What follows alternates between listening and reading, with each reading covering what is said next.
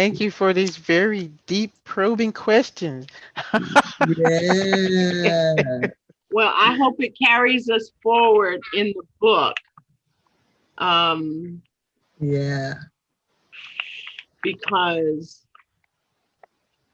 I found that I just had to do some walking around, and I don't go walking like down the street.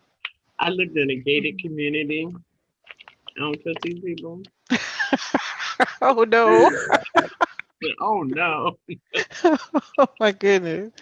I haven't been living here 2 years yet, and nobody knows the South like I know the South. I went to high school and college, and when I was in high school for 3 years, I was the only one there. Uh, Oh.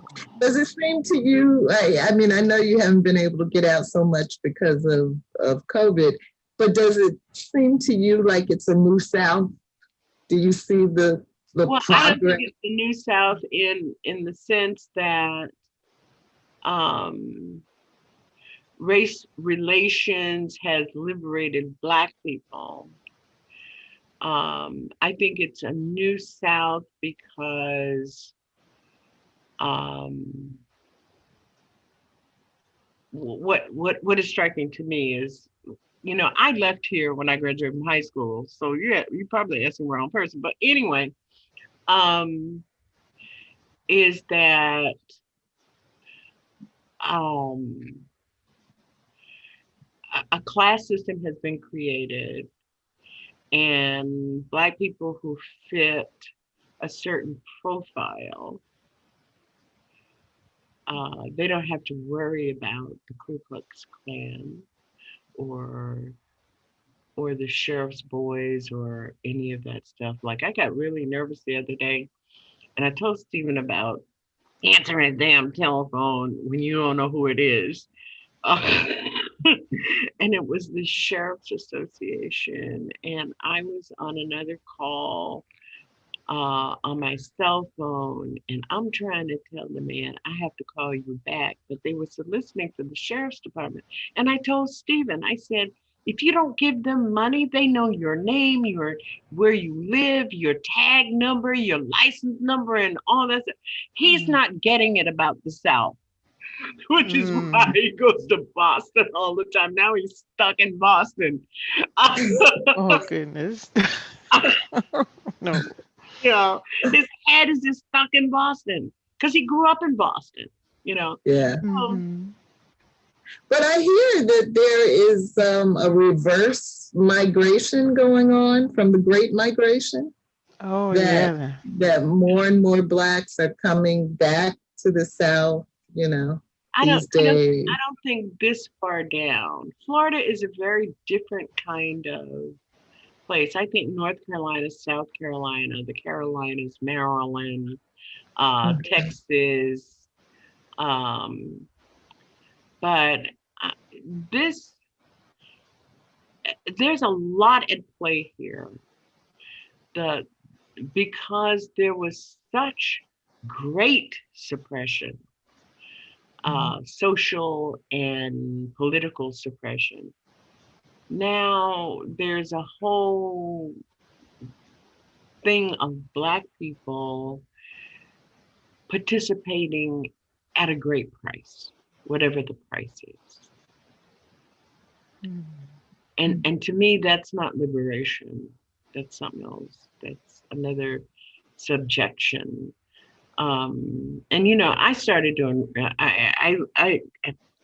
I was living in Boston, and my dad got ill, and my mother had died, and I came down here to take care of my father. And Tara was in middle school; it just started middle school, and she was doing so well. So we stayed down here for a couple of years, and that's when I started doing radio because nobody would give me a job. So um, I could repeat every radio show I did here for 5 years, Wow. Wow. and they would be relevant. Wow. That says a lot. It Mm. says a lot. So they haven't they haven't, the Palm Beach Post hasn't run an editorial about she's back. When I left, they did run editorials about I was leaving. Wow. Goodness. You made an impression, huh? No. I know. I know. Yeah. I told you that lady in that letter sent me that letter about Joshua Johnson. Joshua Johnson's mother. She told me. She said, and I knew that. Judge Rogers used to tell me that all the time. He says, I walked down the corridor to the courtroom and the county commission building, county building, and you near a black person because I can hear your mouth on their radio at their desk. Okay. But it's the same, and it makes me so sad. There are people who were part of my posse, people who really, really supported me and the stuff I was trying to do on radio. And community radio is a lot easier to organize people around specific kinds of issues. And they're still not doing anything.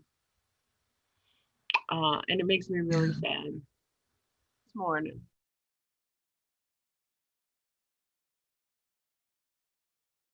And Okay. give us a quick commercial about OCG and ALFO. Let me give you a quick commercial. Tell us about it. Oh, okay. The ALFO show airs live and call in on Wednesday nights at 10 p.m. on TruthWorks Network, which is the Black Voice Collaborative. And we are currently recruiting hosts to address specific issues. One of them has to do with our program for Black women and our program for Black people who working while Black and Black women in the prison.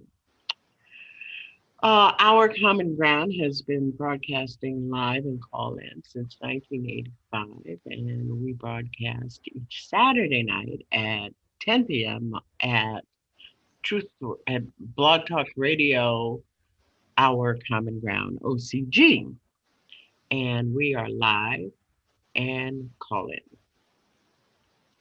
We say that what we do is we educate, we inform, so that we can transfer truth to power every time we broadcast. Absolutely. Okay. And I would add, I have been listening to Our Common Ground for about 10 years. And one of the things that I think this program excels at is BJ knows everybody. She knows everybody who's anybody. And so if you just want to sit back and listen to some really high level intellectual kind of stimulation, she brings on a lot of scholars and well-known people. Then it's a great place on Saturday night to get that kind of reflection. And I enjoy it because I hate being led around by mass media. You know, they get one or two stories and they wear the hell out of them as if there's nothing else going on in the world. And I know that's not true. Mm-hmm. And so BJ takes us to some of those other really important things. Well, you know, I've been having conversations. Right. Thank you so much, El Michelle.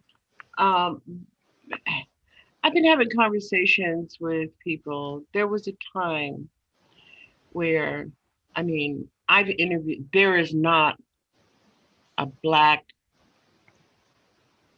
scholar, academician, or thinker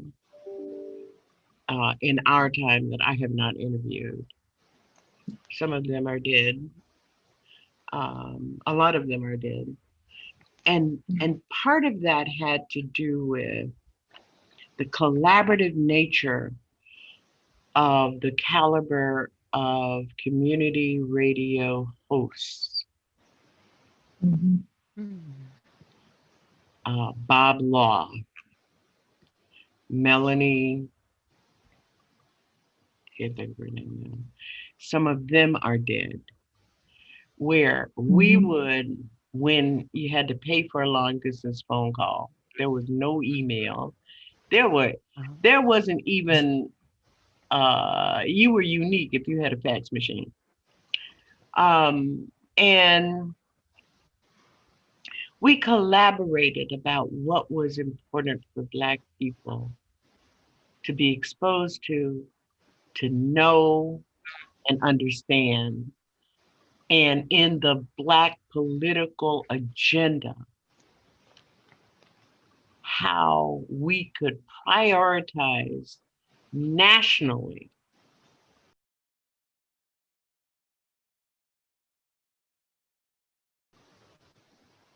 I mean, a good example was that 2 days before Nelson Mandela was released from prison, Winnie Mandela was talking to me at 10 o'clock, talking to Joe Madison at 11 o'clock, talking to Bob Law the night before. I mean, we organized all of it in that way. So, part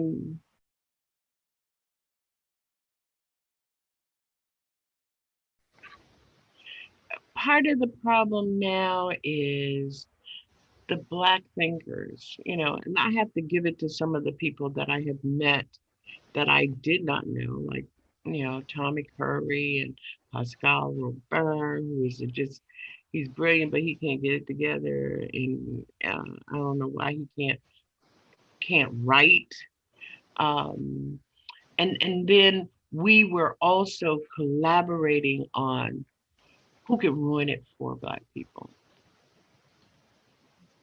I mean, you probably noticed that there's some people are cut because they are not serving Black people well. They are wasting our resources or something like that. Anyway, so the other is that Black authors had nowhere else to go. There was no MSNBC, and NBC wasn't asking them to come on and talk about their book. C-SPAN book thing didn't even exist. There were no places and spaces other than universities and the NAACP and the Urban League for them to go to sell their books.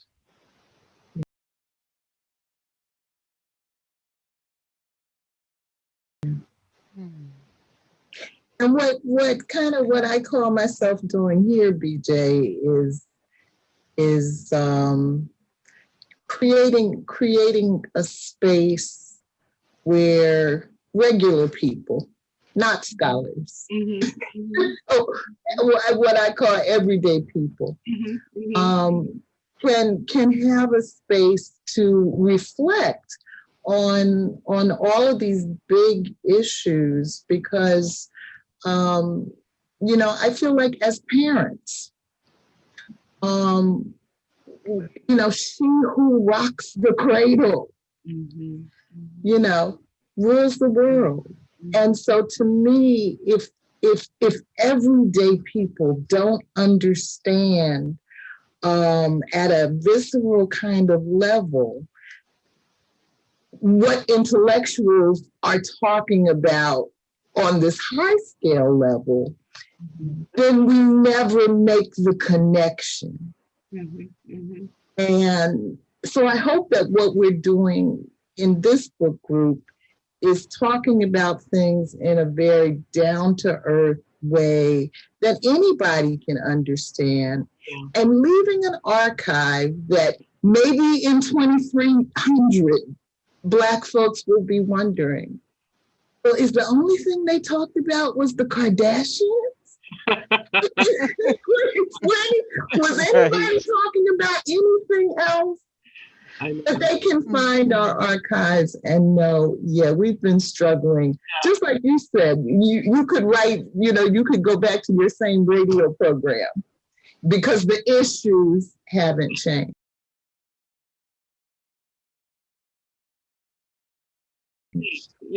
Except for the whole notion, and it goes to this book, it really does, and it just struck me when you were talking, El Michelle, that when I literally had a 1-month campaign when rap music started hitting Black radio stations.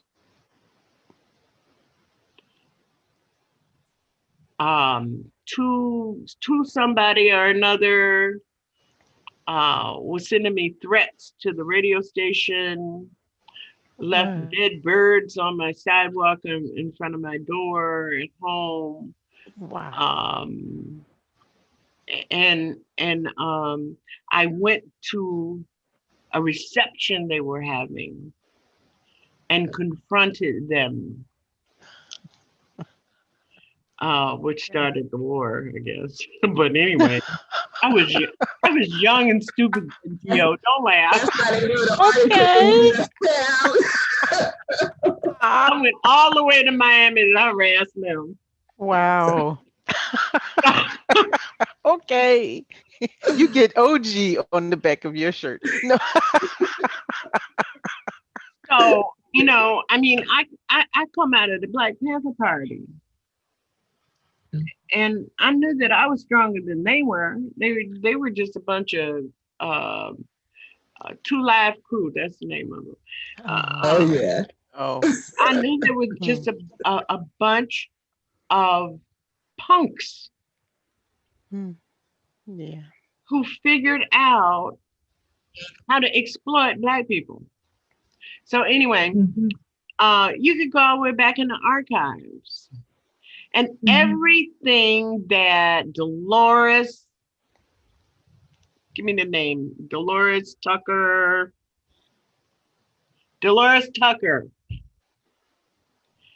when she confronted the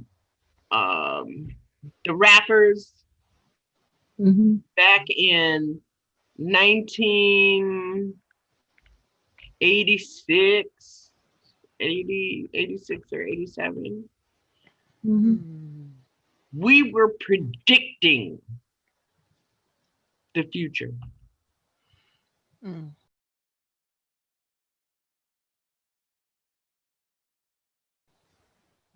Yeah. And radio stations didn't have budgets and stuff like that. Shoot. When I went to the Anita Hill hearing, Charles Ogletree told me, if you can get to DC, you can get to DC, I'll get you in. But I ain't got no money to bring you to DC. So, it has its history. And some people made certain decisions. I always, the big jobs, I always turn them down because I wasn't going to do Our Common Ground once a week because that's not what I did. I did community radio. And then when the community radio stations went away, I had to make some choices about what I was going to do. And when I first came on the internet, I was doing Our Common Ground Monday through Friday, every night at 10 o'clock. But I also had a job, and so I had to make the choice. I either do it once a week or not do it at all. And a lot of people who have kept a lot of communities on course have had to make that decision. I wasn't the only one.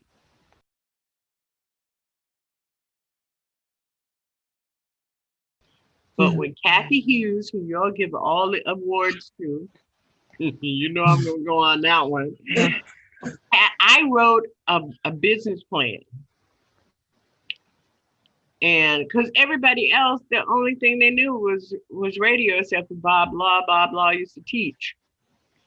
I wrote a business plan. I kept people that I knew were traitors out of it. Joe Madison was one of them. I wouldn't share it with Joe because Joe was, but I did talk to, at the time, the mayor, Marion Barry. And Marion said to me, if you're going to be successful in this, you've got to have Cathy Hughes on board. And what it was all these white people who own these individual little stations here, there, and everywhere, all through the South and the Southwest, you buy them up because the people that own the station where I was, they want to sell me their station.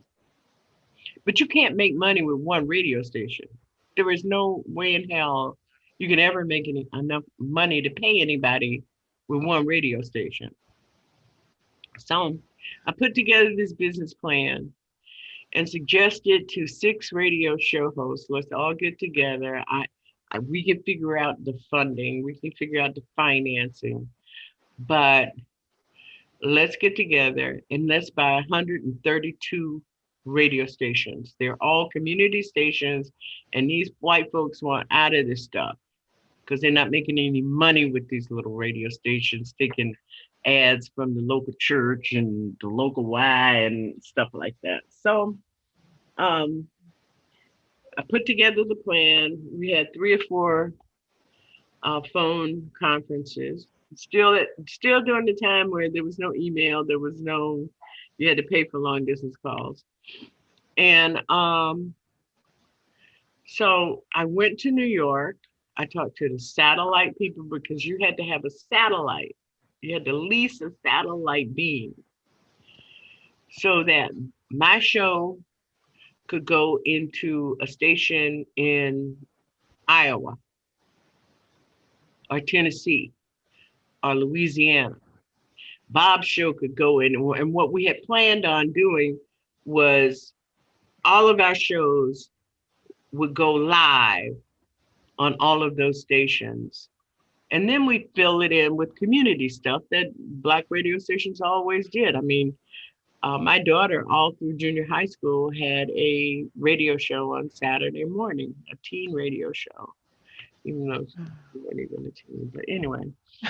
That's cool. That's okay. That's cool. Yeah. Are you writing your biography? Because that sounds like it could be a movie. Let me get through the summary of the book. Okay, BJ. So anyway, what does Cathy Hughes do? She takes a plan. Oh, She goes to Clear Channel. Mm-hmm. Clear Channel. She's already in debt at WOL. So Clear Channel says, oh yeah, we'll rewrite your debt to us, your loan, and include this. We're only talking about maybe $5 or $6 more million. Then you could pay she was in so much debt. On top of she had a lot of personal debt because she was buying Gucci bags and all that shit. But anyway, and so Clear Channel did it. She was in it for less than 2 years. And then Clear Channel took all those stations and turned them into what? Right-wing evangelical. Rush Limbaugh and Sean Hannity and Tucker Carlson and some more cretins and monsters. Wow. Because she couldn't pay those people back. Mm. And mind you, she had gotten the minority station discount. Mm. Wow. So when Clear Channel took it from her, they took it at a discount that was something like 36% discount than if they had just gone on the market to buy them. Ooh. But Wow. you know, um, we wouldn't have been able to do it otherwise. But I just kept telling them, I don't trust Cathy Hughes. She got too much debt. I did the research. Mm. I said she unless she does something, and she does something real quick, she's gonna lose WOL. And she did something real quick. She even like just changed the names in my business plan because somebody got a copy of it, her first submittal, to Clear Mhm. Channel. It's almost like they copied it on a copy machine with some whiteout. Yeah.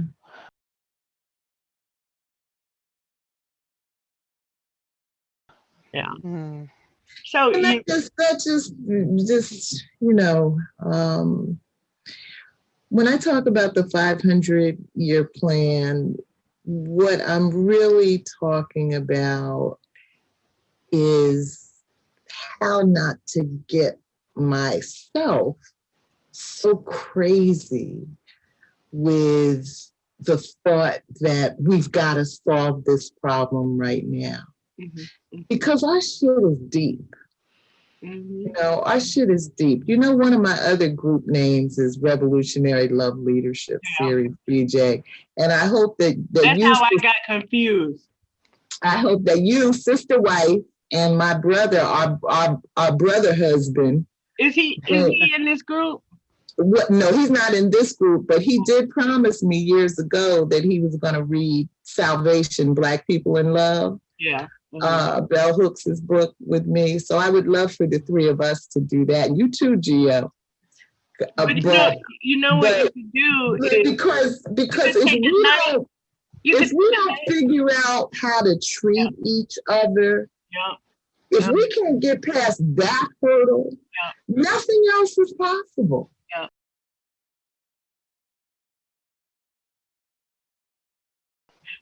But you know, the thing is that one of the things that's starting to worry me, I don't have much time.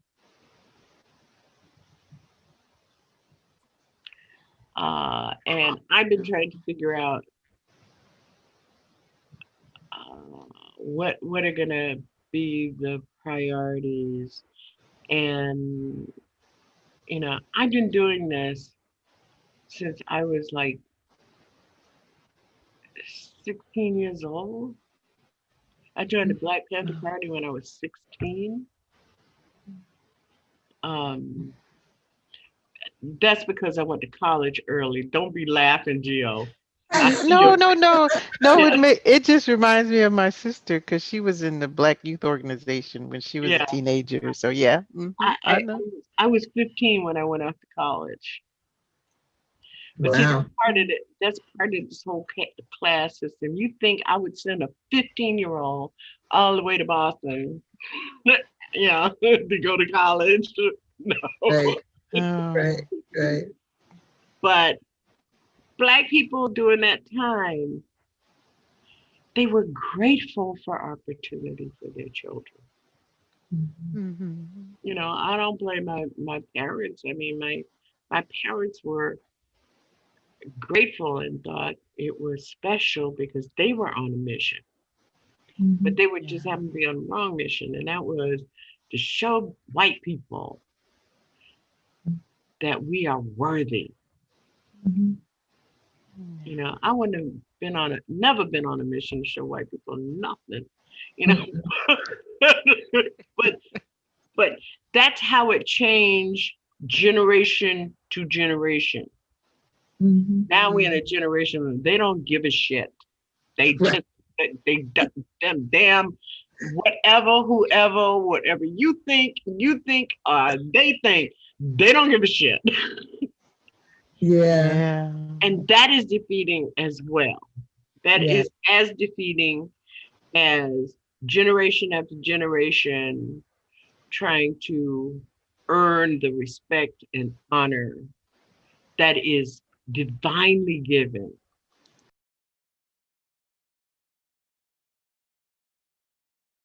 Yeah. You know, Yeah. Did you all watch the town hall last night with Joe Biden? no. No. Well, then I'm No, not going to talk to did you you about it. Yeah. Okay. I don't, the thing is that I, Joe Biden, I just, you know, Joe, He's the best we got, BJ. I know, and I mourn the fact. Yeah. I just decided I'm not listening to that stuff. Yeah.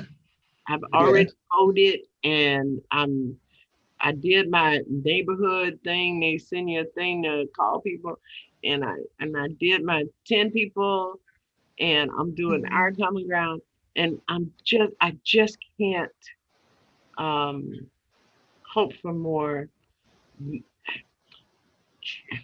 Joe Yeah. Biden, by any stretch of the imagination, won't be as bad as Donald Trump. By any That's true. stretch of the imagination. Yeah. That's true.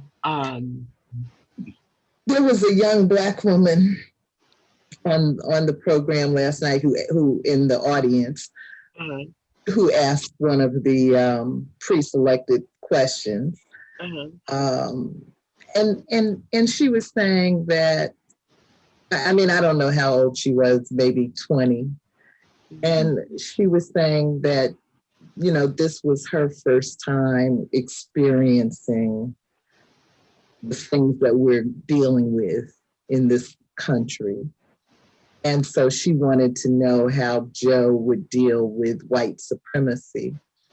He didn't give a particularly good answer. I know. But my heart went out to her because that's my concern, BJ, that a lot of the young people who have never seen this, don't really understand the depth of evil that we're dealing with here. Yes. But here's an adult. And I think that the word is not never experienced, never recognized. I just didn't know what it was.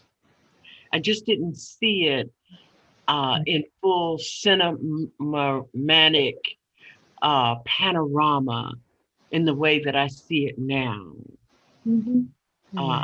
Because it was undercover. A white man. Sometimes I just want to punch Black people in the face.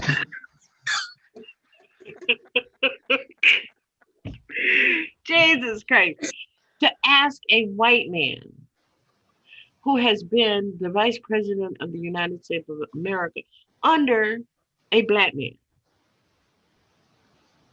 why are you even there at that forum with that stupid question? He's not going to do anything. Which, I don't know, maybe she got paid to ask that question. And maybe she got paid to say that.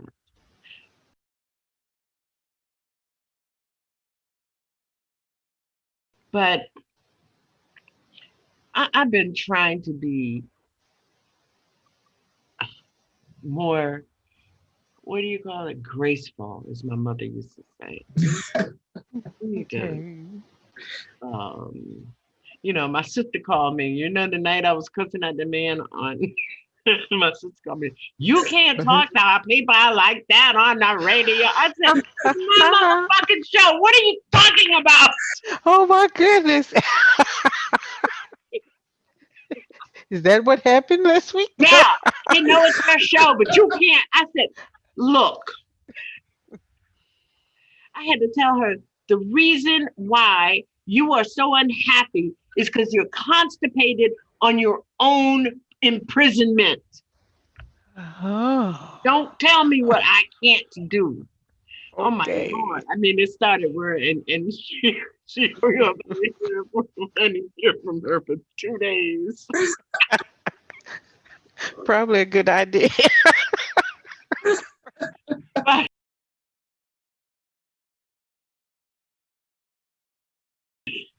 but here's the thing. I think that people confuse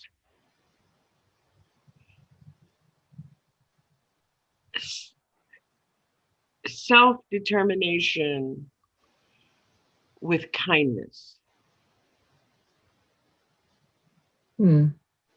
Self-actualization, not determination. Self-actualization with kindness. They think you can't have both, or you have to give up one for the other, or you even have to have one of them. So I don't know, like, I would have been so upset. That's why I didn't watch the thing last night. I knew that would have had me. I understand. Had me really, really crazy. Okay.